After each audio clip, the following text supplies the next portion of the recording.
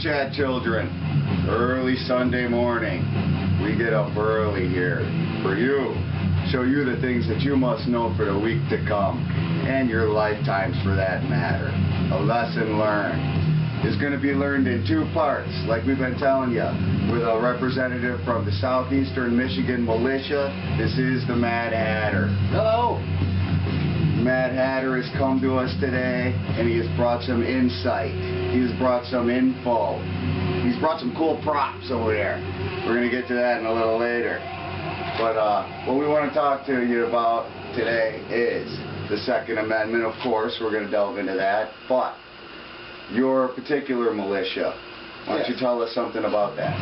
The Southeast Michigan Volunteer Militia is centered around the Detroit metro area. We sprouted from the remains of the original Michigan Militia Corps Wolverines that was founded by Norm Olson in the mid-90s after Waco and Ruby Ridge. We are a public militia.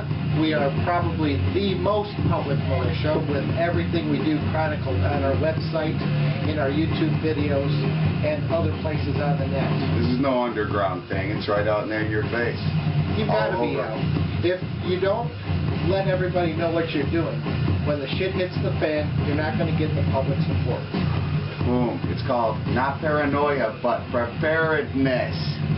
And when you're doing nothing illegal, when you are exercising your rights, you've got no reason to hide it. Correct.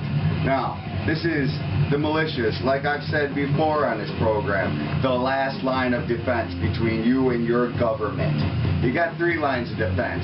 Vote, which you do really poorly, obviously. Protest, which you don't do enough, obviously, or there would be more groups such as this. And then you got your militia. That's it. We do things here in threes, even in Michigan. The Second Amendment covers your right to be in a well-regulated militia. Not well-regulated by your government like they do the FDA and crap like that. I mean, regulated by the people.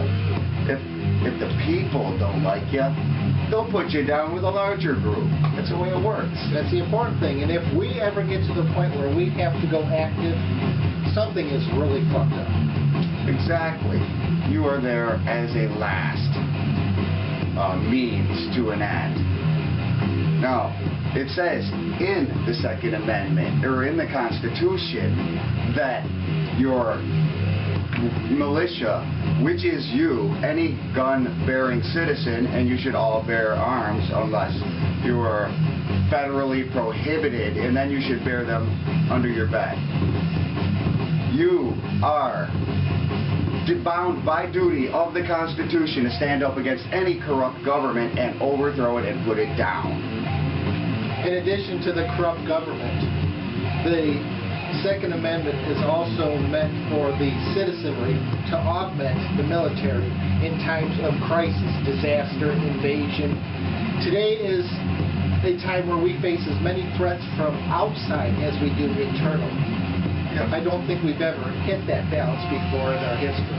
And so what's to stop them? Not saying that it isn't all real, but they're fear-mongering that they shove into society just to put down groups like this that want to be able to defend their own peninsula. You know, it's like we are really a federalist government. That's what we're supposed to be, each state for themselves, in a union together. No blanket federalistic laws mandating how you should defend your property. So I mean, what's to stop them from instating martial law under fear-mongering tactics? The fear that everybody in their home could potentially have one of these. When you're facing this, you're less likely to just push forth and stomp on the person on the other side of that door.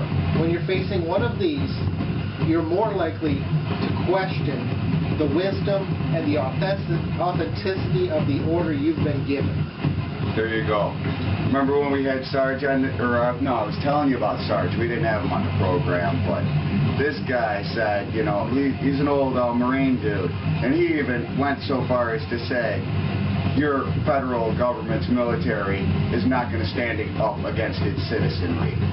There's too freaking many of us, and they will not be killed by and killing their own. There's just no way.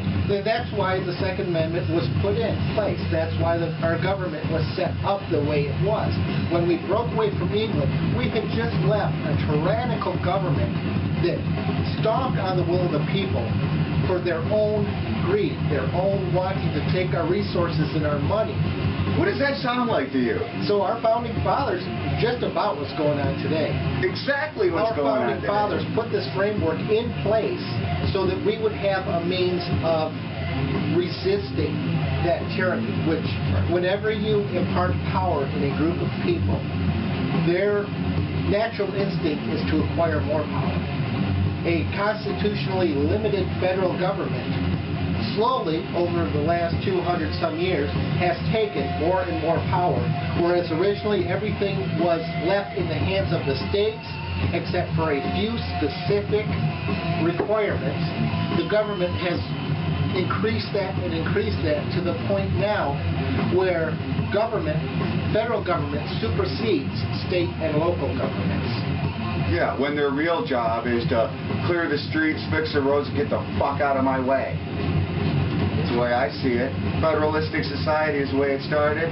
It's slowly, somehow, gotten to a fascist monarchy.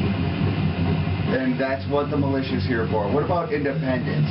We just had an election. How does most people that you know and deal with in the militias feel about the two-party government that we've been handed that are really a one-party government? Do you vote independent? I vote issue by issue, person by person. I don't follow a party line vote. I don't follow just what's on the surface.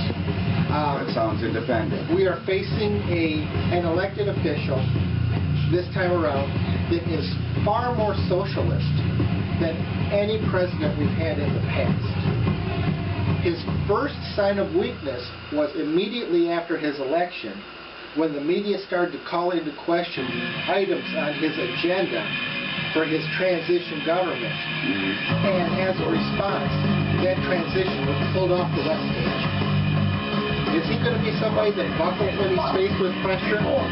Or is he going to hide what he does and push it through? Well, I'll tell you, as I listen to the antisocial degenerates, some radical son of a bitches myself, I'm going to say it's going to be part 2 coming at you next week, or possibly this week, depending on how we edit this thing.